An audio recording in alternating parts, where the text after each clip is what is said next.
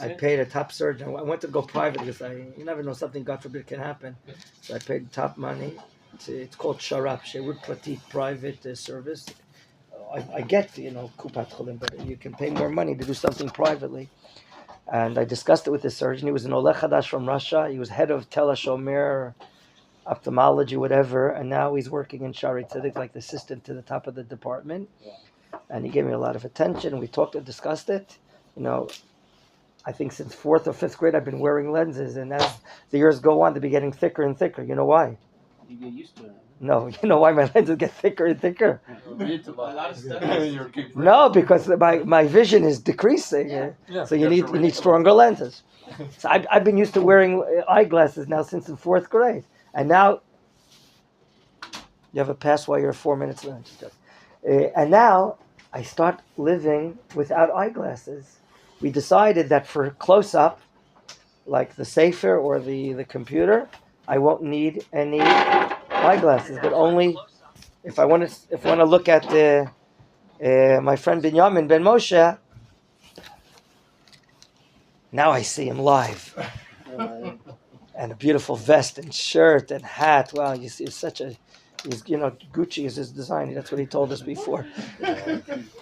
Okay, so I had the surgery, and today you never know.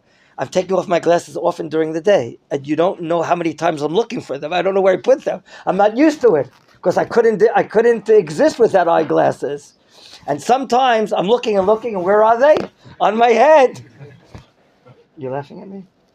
I do it too sometimes. Okay. I wanted to make one more point regarding the Shnei Kruvim. Yesterday, we dealt with the Kedusha of the 2 Kruvim, which, remember, are attached to the kaporet. The kaporet. And the kaporet is the of the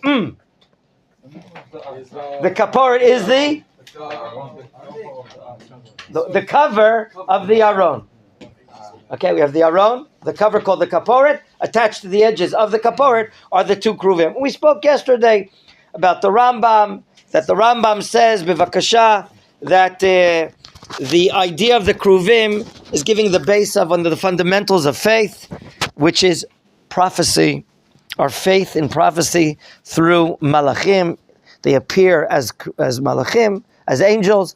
And then we brought Rav Chaim of Volozhin that says why the kruvim are 2, to hint to HaKadosh Baruch Hu and Am Yisrael, God in the nation of Israel, and therefore they're made in the image, the Nefesh HaChaim says, of a male and a female. And that is to hint to the love between God and Israel. And just as God, and just as love appears maybe in its pinnacle at a time of a wedding, when the longing of a chatan to be with his kala, therefore this metaphor of a chatan and kala is used for the love between God and Israel. Now, I want to share with you some words of Rav Kook that appear in one of his igrot, one of his letters. I'm a bad translator, but I have no other choice, so bear with me. I'm transliterating, okay? As long as Zionism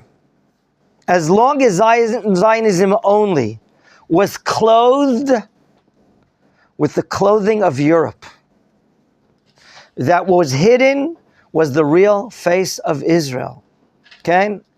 Then the nation stands at a distance. Why? Because we lack, Rav Kook says, the force of official holiness.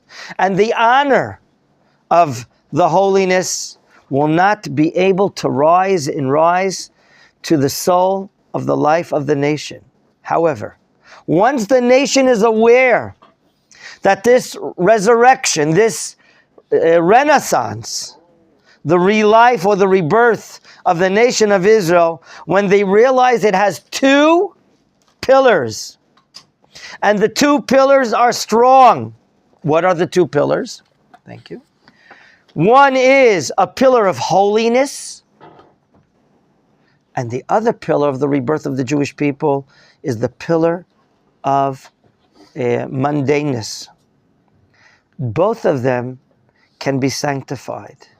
And then the multitudes and multitudes coming, alighting to the Jewish people when they realize who we are and what we're about, then we'll turn into one flag, he says. We'll have one degel that'll have two faces, or two Cheruvim, one to the other. What is Rav Kook? In a very deep way, thank you for hitting it. What is Rav Kook? Is that will be one flag with two dimensions, the holy and the material. Two sides of the Jewish people that will turn into one flag, and that is the Cheruvim, Pinehem Ish Elachiv, we saw the verse. Their faces, one to the other. Rav Kook here is revealing, I learned this from one of my Rabbis, Rav Eli Mali, the Rosh Hashiva of Yafo, one of my great Tanakh teachers. Rav Mali explains, based on this article of Rav Kook, the life of Israel, as some of you know, is so different than the life of any other nation or any tongue on the planet of Earth. Okay? All the nations of the world, the emphasis of their lives is the physical, the mundane, the technological, the material. But in the nation of Israel, okay, we have 2 points of emphasis in our lives. One is our physical lives, our mundane lives, and the other are objectives of holiness. We have aspirations of holiness. One student said to me not long ago, what happens if I become perfect? I'll become complete. I said to him, that's very nice, but you know what? You can be complete plus. And then go into another high level. It's endless. The levels of holiness, the levels of serving God and being cleaving unto God is endless because He's God. There's always room to climb up as human physical beings. So when we understand that we have 2 points of attention, one, our physical mundane, and the second, our objectives and aspirations of holiness. A Jew, a member of the Jewish people, that if he is sinking in the running of our weekday life, our mundane life, only sooner or later. How do you know what I'm going to say now? Sooner or later, he's going to feel voidness, emptiness. How many have come here and said, look, I tried this, I tried that, I tried this ism and that ism, and I don't feel any spiritual satisfaction. Maybe there is in Judaism. The sense that you can go forward and deal with matters of holiness, matters of spirituality, already begins to fill up this abyss, this emptiness. At times, Rav Kook says, there's a collision. There's a collision between 2 aspirations, the mundane and the holy. However, once we're running and searching after spirituality to fill up the nefesh, we'll be able to create a sense or an understanding that, you know what? Dealing with the mundane shouldn't bother me. The fact that I'm cleaning the house for Shabbat on Yom Shishi and I can't learn, that's holy. The fact that I'm paving roads in the land of Israel and I'm working for an engineering company, what? There's a spiritual side to that as well. You have to know the needs of our mundane lives, which request time, which request efforts to put it and make it strong, is very similar to our occupation in Kodesh.